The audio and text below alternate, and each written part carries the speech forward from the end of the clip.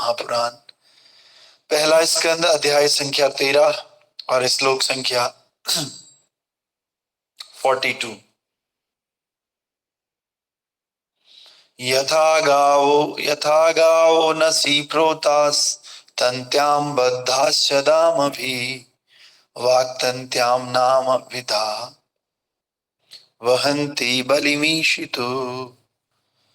यथा गावो नसी प्रोतास तन्त्यां बद्धाश्च दामभिः वाक्तन्त्यां नामभिबद्धा वहन्ति बलिमीशितो। यथा गावो नसी प्रोतास तन्त्यां बद्धाश्च दामभिः वाक्तन्यां नामभिर्बद्धा वहन्ति बलिमीशितो। यथा गावो नसी प्रोतास तन्त्यां बद्धाश्च दामभिः वाक्तन्त्यां नामभिर्बद्धा वहन्ति बलिमीशितो। हरे कृष्णा। रिपीट कीजिए। हरे कृष्ण। यथा गावो नाशी प्रोता तन्त्यान् बद्धाश्च दामभिः वाक्तन्त्या नामभिर्बद्धा वहन्ति बलिमीशितो। हरे कृष्ण प्रभु। यथा गावो नशी प्रोतास् तन्त्यं भदश्च धामभिः वक्तन्त्यं नमभिर्बद्धाः वहन्ति बलमीशितुः। और कोई बात? हरे कृष्ण प्रभु जी।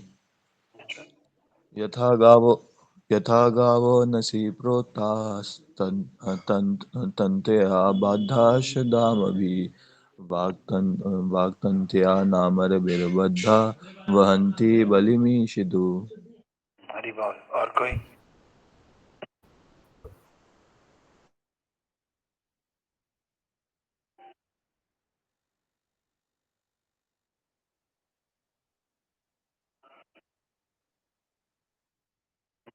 हरे कृष्ण। हरे कृष्ण प्रभु जी, दंडवत प्रणाम। यथा गावो नसी प्रोतास तन्त्यां बद्धाश्च दामभिः वाक्तन्त्यां नामभिर्बद्धा वहन्ति बलिमीशितो। ओके, तो हमने कल देखा नारद मुनि ने कहा युधिष्ठिर महाराज परेशान थे अपने चाचा और ताऊ को लेकर के और गांधारी माता को लेकर के। तो नारद मुनि अचानक वहां प्रकट हो जाते हैं। प्रकट होकर के इनसे कारण पूछते हैं। तो युधिष्ठिर महाराज कारण बताते हैं। तो नारद जी कहते हैं कि ए धर्मराज, आप किसी के लिए शोक मत करो, क्योंकि सब मनुष्य भगवान श्री कृष्ण के अधीन है। अतएव समस्त जीव तथा उनके नेता अपनी रक्षा के लिए पूजा करते हैं। वे ही सबको पास पास लाते हैं और वे ही सबको अलग अलग करते हैं। आपको शोक करने की कोई आवश्यकता नहीं। We should be prepared mentally. हमें पूरी तरह से प्रिपेयर होना चाहिए कि हमारे अंडर कंट्रोल में कुछ है नहीं। हम तो जो ठाकुर जी चाहेंगे वैसा ही होगा और ठाकुर जी की इच्छा में ही हमारी प्रसन्नता है। हमें मानना ही पड़ेगा उनकी इच्छा को। तो इस प्रकार से पहले ही जब मेंटली प्रिपेयर्ड हो जाते हैं तो फिर हमें शोक नहीं होता। और ये जो शोक है ये तमोगुण का कारण है। जब हम किसी के लिए शोक करते हैं, रोते हैं, बिलखते हैं, तो this is the cause of तमोगुण, मोड ऑफ इग्नोरेंस। जब तक आप सतोगुण में स्थित होते हो आपको न तो किसी के लिए शोक होता है न किसी के लिए रोना आता है। आप इन सब चीजों से ऊपर उठे हुए होते हो। लेकिन तमोगुण की प्रधानता होने के कारण हमें शोक आता है, हमें अटैचमेंट आती है। तो इन सब से हमें अलग होना है। बस ये समझना है भगवान श्री कृष्ण की कठपुतली हम। इसलिए प्रभुपाद जी कह रहे हैं न चाओ प्रभु न चाओ से मति काष्ठेर पूतली प्रभु न चाओ से मति। जैसी आपकी इच्छा हो आप मुझे नचाओ, मैं नाचने के लिए तैयार हूं। क्यों? क्योंकि नित्य दास प्रति तुया अधिकार। आई एम तो योर इटर्नल सर्वेंट, मैं तो आपका नित्य दास हूँ, सेवक हूँ। और सेवक को जो मर्जी चाहो कर सकते हैं। सेवक का मतलब ही होता है स्वामी की आज्ञा पालन करने वाला, स्वामी के आदेशानुसार चलने वाला। नौकर की थोड़ी कोई ओपिनियन होता है, ओपिनियन तो स्वामी का होता है। स्वामी के ओपिनियन के अकॉर्डिंग ही सेवक को चलना होता है। और हम तो प्रभु के सेवक हैं। जैसा आप न चाहोगे, जैसा आप सेवा बताओगे, वैसा सेवा करवाना हमारा मन। आप हमारे ताऊ को, चाचा को पास रखो, आपकी मर्जी, सेवा कर लेंगे। आप अलग कर दो, आपकी मर्जी, ऐसे रह लेंगे जैसे आप। भगवान अगर रसगुल्ला खवाएं तो रसगुल्ला खाएंगे, भगवान नमक रोटी दिलाएंगे, नमक रोटी खाएंगे। दिस इज कॉल्ड मारी वो राखी वो जे इच्छा तुम्हार, नित्यादास प्रति व्याधिकार। मारी वो राखी वो जे इच्छा तुम्हार, नित्यादास प्रति तुया अधिकार। तो चाहे आप मुझे मारो, चाहे आप मुझे रखो, क्योंकि मैं तो आपका नित्य सेवक हूं और सेवक के प्रति आपका पूरा का पूरा अधिकार है। यही बात भक्ति विनोद ठाकुर कह रहे हैं, यही बात श्रील प्रभुपाद कह रहे हैं। सारे बड़े बड़े भक्त केवल एक ही बात कह रहे हैं कि भगवान, we are your eternal servant, we want to serve you and I am the under control and under supervision of you only. तो इस प्रकार से हम लोग भी मेंटली ऐसा प्रिपेयर होते हैं, तो यकीन मानिए कोई कष्ट हमें छू कर नहीं जा सकता, कष्ट हमें होगा ही नहीं। दुख, सुख और ये सब रोना, बिलखना, अटैचमेंट, इन सब का एक ही कारण है, लैक ऑफ सतोगुण, सतोगुण की कमी होना। लेकिन जैसे जैसे हम शुद्धता का पालन करते हैं, वैसे वैसे सतोगुण विकसित होता है। सतोगुण विकसित होता है तो ये सारी चीजें, जैसे हम लोग खाने में से मक्खी अगर कोई गिर जाती है तो मक्खी को किनारे कर देते, इसी प्रकार ये सतोगुण इन सब चीजों को किनारे कर देता है। इसीलिए सुबह उठ करके, नहा धो करके, प्रेम से भगवान की भक्ति, भगवान का नाम जप करना चाहिए। ये सारे अनर्थ निवृत्ति कर लेता है, सारे दुखों को, सारे अमंगलों को, सारे तमोगुण को, सारे रजोगुण को हटा करके हमें सतोगुण में स्थित करता है। इसीलिए हरे कृष्णा कृष्ण कृष्ण हरे हरे, हरे राम राम राम हरे हरे। और तिलक लगाना चाहिए सुबह, कम से कम। कोई ऑफिस में नहीं लगा कर जा सकता है तो मेरी तरह सुबह लगाइए, थोड़ी देर में मिट जाता है दोबारा जब नहाते हैं। तो नहीं भी नहाते हैं तो मुंह तो धोते ही, जाने से पहले मुंह धोइए, अपने आप ही मिट जाएगा। और अंदर जो हमारी बॉडी में है वो तो रहेगा ही। थोड़ा यहाँ लगा दीजिए, और अगर मान लिया पूरा लंबा नहीं लगा सकते, थोड़ा सा हल्का सा लगा दीजिए। तिलक हमारी रक्षा करता है वास्तव में, इसलिए तिलक लगाना चाहिए, शरीर में लगा लीजिए। तो अगर तिलक कैसे भी नहीं लगा सकते तो गंगा जल लेकर के हाथ में, और गंगा जल से भी तिलक लगाया जा सकता है। तो गंगा जल वाला तिलक 3-4 घंटे तक रहता है, वैलिड रहता है, फिर दोबारा लगा दिया आकर के, 3-4 घंटे तो हम बचे रहेंगे ना। इसीलिए इस सतोगुण के लक्षण है, जिसको, क्योंकि जो नेगेटिव एनर्जीज होती हैं वो बहुत जल्दी अटैक करते हैं। नेगेटिव एनर्जी केवल भूत पिचास ही नहीं होता, नेगेटिव एनर्जी जैसे कभी मन खराब हो जाना, विषय आसक्ति की तरफ बढ़ जाना, मन चंचल हो जाना, ये सब नेगेटिव एनर्जी है। तो ये तिलक और हमारा नहाना धोना, हमारी शुद्धि, जो शुद्धता है, ये हमारा ओरा बन जाती है। ओरा बन करके बाहर की नेगेटिव एनर्जी से हमें बचाती है। इसलिए हम सबको सतोगुण का पालन करना चाहिए। रोज सुबह उठ करके अच्छे से हाथ मुंह धो करके, नहा करके, और अच्छे वस्त्र पहनने चाहिए। जो कल दिन भर पहना था उसको नहीं पहनना चाहिए, उससे भी नेगेटिव एनर्जी आती है। एकदम साफ कपड़े पहन करके और शुद्ध शुद्ध रहना चाहिए हमें। हो सके तो घर को भी साफ सुथरा रखना चाहिए, पोछा वोछा मारना चाहिए। जैसे ही पानी गिर जाता है ना, पानी पड़ने से ही कपड़ा साफ हो जाता है, फर्श भी पानी पड़ने से ही साफ हो जाता है। पानी अत्यंत पवित्र है, इसलिए पानी हर चीज को शुद्ध कर लेता है। इसीलिए हम शरीर में पानी डालते हैं। पानी डाल करके रोज साबुन ना भी लगाओ, लेकिन रोज नहा करके, कभी ऐसा लगे बहुत आलस आ रहा है तो शाम को भी तुरंत जाओ 2-4 जग पानी डाल करके और शरीर को फ्रेश कर लो। फ्रेश करके फिर हरे कृष्ण कृष्ण कृष्ण हरे हरे, हरे राम राम राम हरे हरे। आप देखोगे कुछ समय बाद, नहाने के बाद ही आपके आपके मन से तुरंत एक ही शब्द निकलेगा, हरे कृष्ण कृष्ण कृष्ण हरे हरे, हरे राम राम राम हरे हरे। तो इसलिए आप सब लोग इस तरह का सतोगुण में रहने का प्रयास कीजिए। तो आज के श्लोक में क्या कह रहे हैं, यथा गावो नसी प्रोताम तंत्याम बंधास दाम भी। जिस प्रकार एक बैल एक लंबी रस्सी से नाक से होकर बंधन में रहता है, उसी प्रकार मनुष्य जाति विभिन्न वैदिक आदेशों से बंधकर परमेश्वरों के आदेश का पालन करने के लिए बद्ध है। नारद मुनि युधिष्ठिर महाराज को समझा रहे हैं कि भाई आप शोक किस बात का कर रहे हो। जैसे एक बैल है और बैल का आपने देखा होगा नाक से रस्सी बांधते हैं, रस्सी बांध करके पीछे जो बैल को चला रहा है उसको खींचता है तो उसके नाक में दर्द होता है बेचारे, तो वो रुक जाता है। और अगर राइट करते हैं तो राइट को जाता है, लेफ्ट करते हैं तो लेफ्ट को जाता है। तो इसी प्रकार से जैसा वो बैल रस्सी से बंधा हुआ है और हम उसको कंट्रोल कर रहे हैं, उसी प्रकार से हम लोग भी भगवान के आदेशों में उसी प्रकार से बंधे हुए हैं। भगवान ने जो आदेश दिया है ना, वो पालन करना ही पड़ेगा, या तो सीधे सीधे या फिर दूसरी प्रकार से जबरदस्ती। तो इसलिए हम सबको शोक करने की कोई आवश्यकता नहीं है, क्योंकि हम लोग बंधे हुए हैं, तमोगुण रजोगुण और सतोगुण से बंधे हुए हैं। ठीक है, तो और इसीलिए तो हम ये सब क्लास भगवत गीता भागवतम नाम जप, इसका कारण ही एक है कि हम इन रस्सियों को तोड़ सकें। सतोगुण की रस्सी, तमोगुण की रस्सी, रजोगुण की रस्सी, इन रस्सियों को हम काट सकें।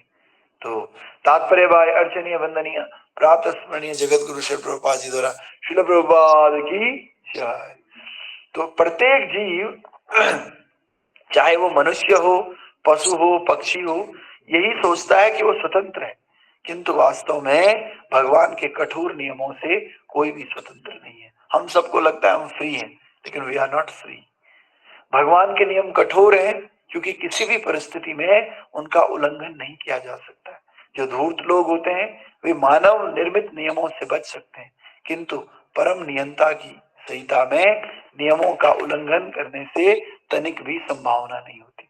कई बार हम ट्रैफिक रूल तोड़ देते हैं, हम सोचते हैं किसी ने नहीं देखा, उससे तो हम बच जाते हैं। कई बार पुलिस वाले नहीं होते हैं तो बिना हेलमेट के ही चल रहे होते हैं और घर आके बोलते हैं देखा हेलमेट भी नहीं पहना, मैंने तो घंटा घर भी क्रॉस कर लिया था, कुछ नहीं हुआ। समझ रहे हैं, ऐसे ही बिना डीएल के कई सालों तक आदमी चल रहा होता है और बोलता है खूब जोर से हंस हंस के बोलता है कि अरे पता है मैं तो 1.5 साल से चला रहा हूँ बिना डीएल के, बस हेलमेट पहन लेने का कोई नहीं रोकता।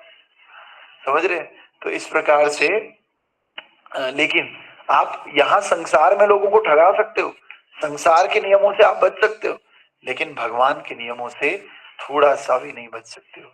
एक एक पाई, एक एक चावल का दाना अगर आपने गिराया है तो उसकी कीमत आपको चुकानी पड़ेगी। 1 रुपया अगर आपने किसी का मारा है तो उस 1 रुपये के लिए आपको 1 जन्म और लेना पड़ सकता है उसको चुकाने के लिए।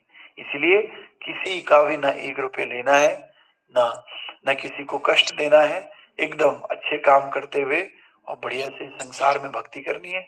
भक्ति करके अपने सारे कर्मों को खत्म करके दोबारा इस संसार में नहीं आना है, क्योंकि ये संसार वास्तव में दुखों से भरा हुआ है। इसलिए यहाँ बहुत कीचड़ है और बड़ी मुश्किल से तो इस कीचड़ को साफ करके हम कोने में चलते हैं और फिर पता लगा दोबारा इसी कीचड़ में आना है। तो इससे बड़े दुख की कोई बात है नहीं। इसीलिए हम सबको इस कीचड़ से निकल करके दोबारा इस कीचड़ में नहीं आना है। ये संसार एक दलदल है।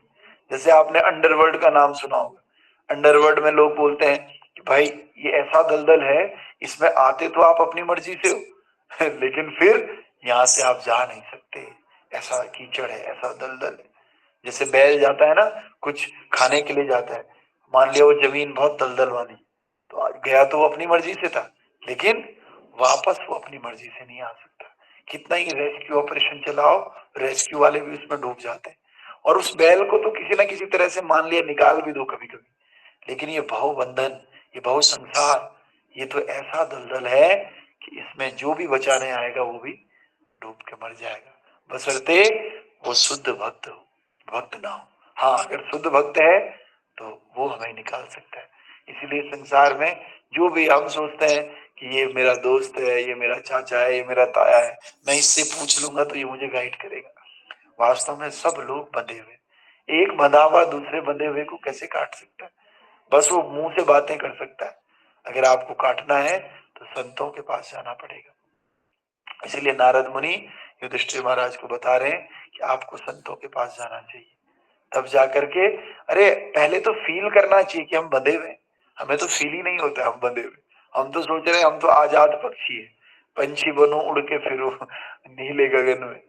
हम तो सोचते हैं यही है, वास्तव में ये नहीं है। हम लोग बंधे हुए हैं, पहले ये सोचना पड़ेगा।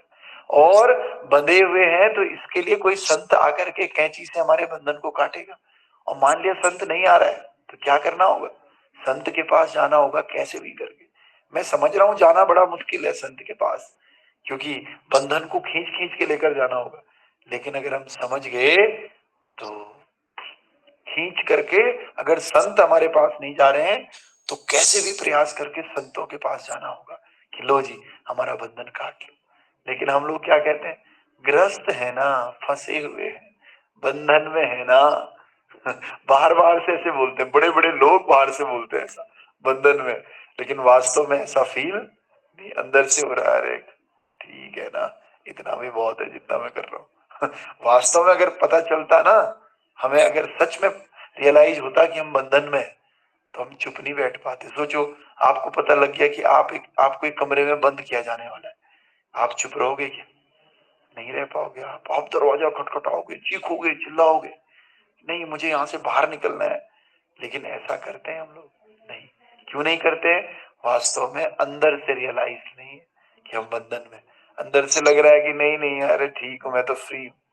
वास्तव में हम घोर बंधन में। कमरे वाले को तो आप तोड़ भी दोगे किसी तरह से, किसी न किसी तरह लात वात मार करके किसी को बुला दोगे, कोई तोड़ देगा। लेकिन ये बंधन तो आसानी से टूटने वाला नहीं है। कमरे का बंधन भी तभी टूटता है जब आप दूसरे को आवाज लगाते हो। ऐसे ही इसमें आप अपने बंधन को खुद नहीं तोड़ सकते हो, आपको आवाज लगानी होती है। इसीलिए तो आवाज लगाने के लिए राधा माता रोज मंदिर जाती है सुबह। नोएडा में कहा जाती है? क्या नोएडा जाती है? गाजियाबाद।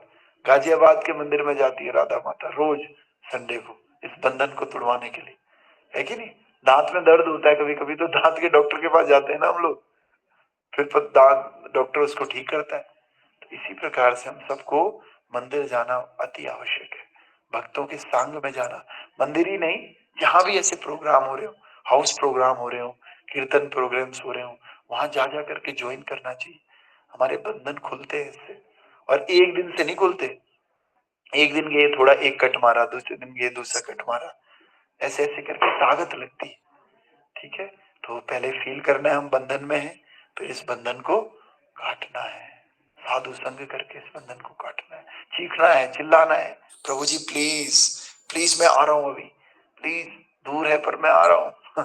आकर के जहां भी कीर्तन का मौका मिले, जहां भी कथा का मौका मिले, डोंट डोंट अवॉइड, मत जाइए, मत मत अवॉइड कीजिए, जाइए वहां पर, इधर उधर मत जाइए, वहां जाइए जहां कथा कीर्तन हो रहा है।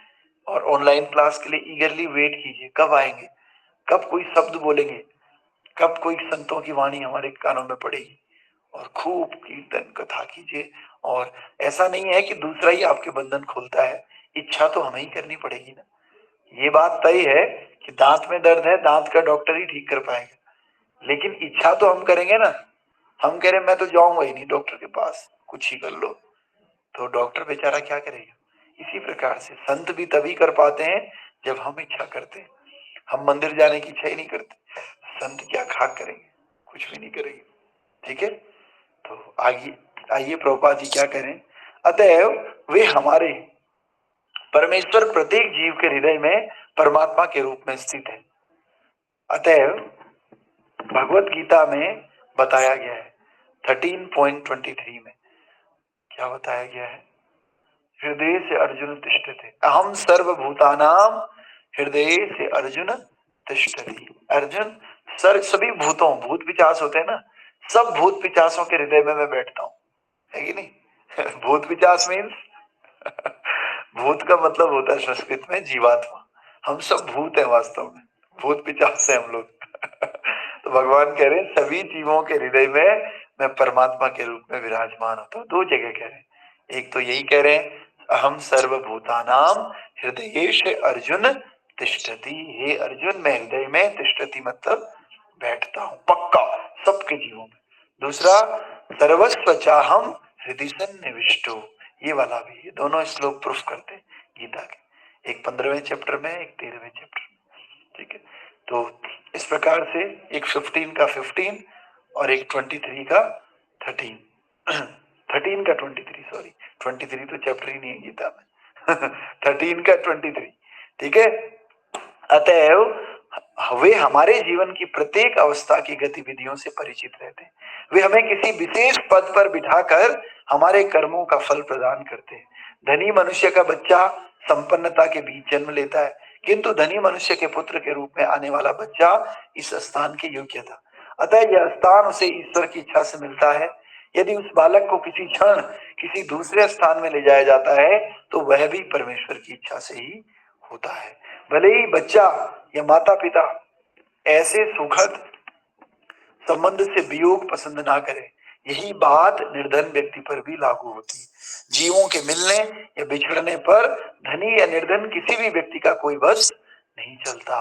खिलाड़ी तथा उसके खिलौने के उदाहरण से किसी प्रकार की भ्रांति नहीं होनी चाहिए। कोई यह तर्क कर सकता है कि जब भगवान हमें हमारे कर्मों का ही फल देने के लिए बाध्य हैं तो खिलाड़ी का उदाहरण यहाँ पर क्यों नहीं बैठता, लेकिन ऐसा नहीं है। हमें यह सदैव इस कि भगवान की इच्छा परम है और वे किसी नियम से बंधे हुए नहीं है। सामान्यतः कर्म का नियम ये है कि मनुष्य को उन्हीं के कर्मों का फल मिलता है, लेकिन विशेष स्थितियों में भगवान की इच्छा से ऐसे कर्म फल भी बदल जाते हैं। लेकिन यह बदलाव भगवान की इच्छा से ही आ सकता है, अन्य किसी इच्छा से नहीं। तो ये समझने वाली बात है, जो भी हमें मिला है ना ये भगवान की इच्छा से ही मिला है। भगवान की इच्छा सबसे बड़ी है, लेकिन हमारा भी इसमें योगदान है। हमारा योगदान क्या है? हमारा योगदान ये है जैसे कि कोई धनी परिवार में जन्म लेता है तो भगवान की इच्छा है ना, इसलिए तो धनी परिवार में लिया। लेकिन कर्म तो हमने वैसे किया है ना, हमारे कर्म की वजह से भगवान को बाध्य होना पड़ा हमें अमीर घर में जन्म देने के लिए, हमें गरीब घर में देने के लिए भी भगवान को बाध्य होना पड़ा, क्योंकि हमारे कर्म वैसे ही। अंततः दो बातें, कर्म हमारे बस में है, कर्म का फल भगवान के बस में है, इस प्रकार से। ठीक है, तो इसीलिए कभी कभी हमारे कर्म भी बदल जाते हैं। किसकी वजह से? भगवान की इच्छा की वजह से। लेकिन ये कभी कभी होता है। कब होता है ये तब होता है जब भगवान की अनन्य भक्ति करते हैं। तो फिर भगवान कहते हैं कि चल, भगवान कुछ भी कर सकते हैं, भगवान हमारे भाग्य को भी बदल सकते हैं, लेकिन कब? जब हम भगवान के विशेष बनते, स्पेशल बनते। जैसे जो मालिक है ना, मालिक का कोई खास आदमी होगा तो सबके लिए अलग नियम होंगे। उस बेचारे को मालिक बोला चलो ठीक है तो कल मत आइए, आ जाना कल 11 बजे, मेरे साथ ही चल लियो, समझ रहे हो? क्योंकि वो भगवान, वो क्या है? मालिक का विशेष व्यक्ति है। इसी प्रकार से हम भगवान के विशेष कब बनते हैं? जब हम क्या करते हैं? नित्यम भागवत सेवया, भगवान की सेवा करते हैं।